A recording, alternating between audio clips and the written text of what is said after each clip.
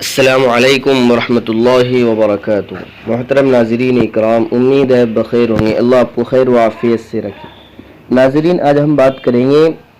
امام مہدی کے متعلق کہ امام مہدی کے متعلق پیارے آقا جناب محمد رسول اللہ صلی اللہ علیہ وسلم نے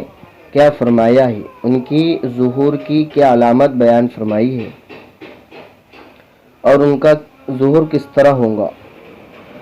تو امام مہدی کی سب سے پہلی علامت جو پیارے آقا صلی اللہ علیہ وسلم نے بیان فرمائی ہے کہ حضرت ام سلمہ رضی اللہ عنہ بیان فرماتی ہے کہ میں نے رسول اللہ صلی اللہ علیہ وسلم کو یہ فرماتے ہوئے سنا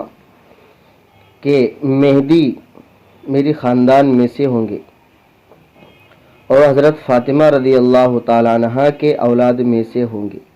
یہ روایت ابو داؤد شریف کے اندر موجود ہے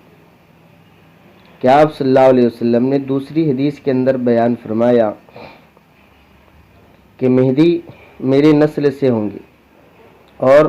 حضرت فاطمہ رضی اللہ تعالی عنہ کے اولاد میں سے ہوں گے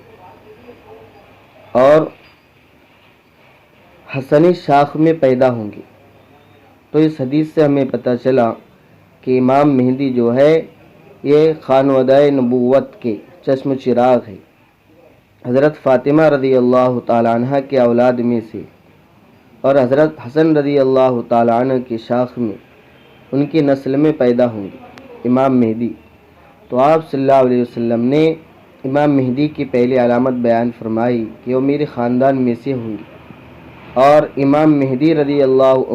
مہدی کا سلسلہ حضرت فاطمہ رضی اللہ تعالی عنہ سے ہو کر آپ صلی اللہ علیہ وسلم تک پہنچتا ہے۔ تو یہ امام مہدی علیہ السلام کی سب سے پہلی علامت ہے جو آپ کے سامنے بیان کی۔